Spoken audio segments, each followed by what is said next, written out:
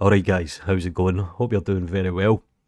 Now there was a question on Facebook today and it was from a user and essentially they were asking, how do I have this shatter effect? Now luckily for the user it's a still frame, so it's pretty easy to be honest. So I'm pretty much going to show you how to replicate something like this. It looks cool when it's rendered. It'll probably take longer to render than it is to set up this scene in all honesty. So rather than making a glass because it's Christmas and I'm lazy, I'm just going to go to sketchfab and I'm just going to download this. Now this is from Little Squiz. I'll leave the link in the description down below. Now of course to make a glass you could use a cylinder, you could use a curve, plenty of tutorials out there.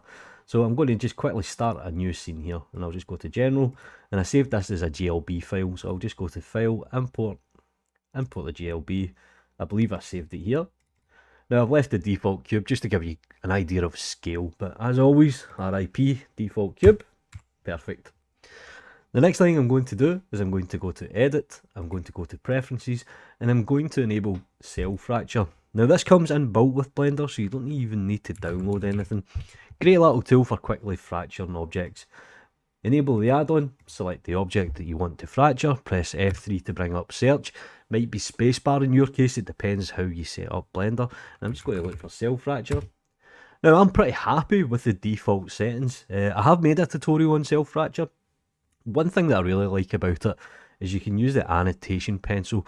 So if you want to have a little bit of control or you want to basically say here, look, crack here, you can use the annotation pencil. The source limit is basically how many times things get broken. I'm happy with this. I'll just hit OK. And you can start to see it builds out a shape around it and it'll start to fracture. Now, depending on your object, your scene, could take a couple of seconds. And you're probably thinking, that is one horrible piece of geometry. It actually keeps the original object and the scene behind it. See here?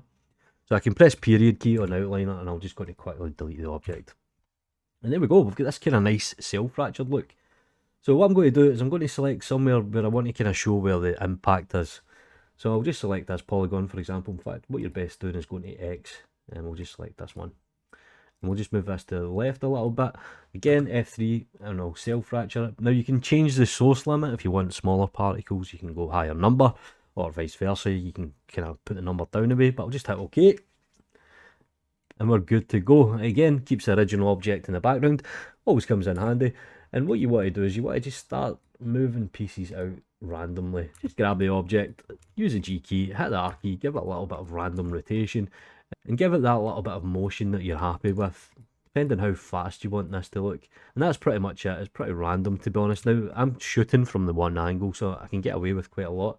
So once you're happy with things, you can start moving on to the body of the object. And again, exact same principle, just slight rotation. Now there's one thing that I'm going to suggest, or maybe recommend that you can do, and it gives it a little bit more realism. So for example, I'm on keyframe 1, what I'm going to do is I'm just going to select all these objects here, and I'm just going to give it a little nudge so it sets a keyframe. Then I'm going to go to keyframe 20, and anything that I now keyframe is set. Now the reason that you might want to do this is, for example, if you jump into frame 10, when you render it out, you'll get that motion blur look. Now, depending if you want this or not, but it means there's motion inside of the keyframes. So I'm just going to quickly select this. I'm going to give it a little bit of rotation. There's no real rules here, to be honest. It's just how do you feel? How do you like the actual break? For example, if you just kind of offset this and rotate it as well, get rid of that point light, and just keep starting moving things about, get a feel for it. I like giving the base a little bit of impact as well, moving things out like this, because obviously when the impact of the base happens, you get this kind of immediate kick out. And generally what you find is when you drop a glass, either the base will shatter into a million pieces or it will stay as one piece.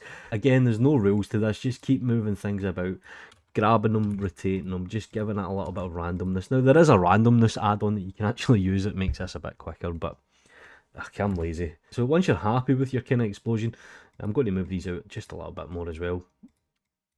Now one thing you can do is you can like duplicate these polygons, so Shift D to duplicate them and move them inside and give them a little bit of rotation, and then you get the internal damage as well. I'm not exactly happy with these bits, but you get the picture. Now one thing I'm going to do is I'm just going to quickly jump into Cycles Render Engine. Let's open up the shader editor, and I'm just going to assign a glass node to this. I'm going to keep it pretty simple, to be honest. So let's Shift A, let's look for glass. Let's plug this in here. should be as good to go. And what you can do here is you can select the rest of the objects in the scene, press Ctrl L, and you can actually link the material, so everything will get a glass material. So one tip for rendering glass, it really is to do with lighting. So drop in an HDRI background, control the lighting a little bit more, and that's pretty much how you shatter a glass, or you get that basic shatter effect. Do me a favour guys, like the video, subscribe to the channel if you haven't already. You know what to do. Have a nice Christmas.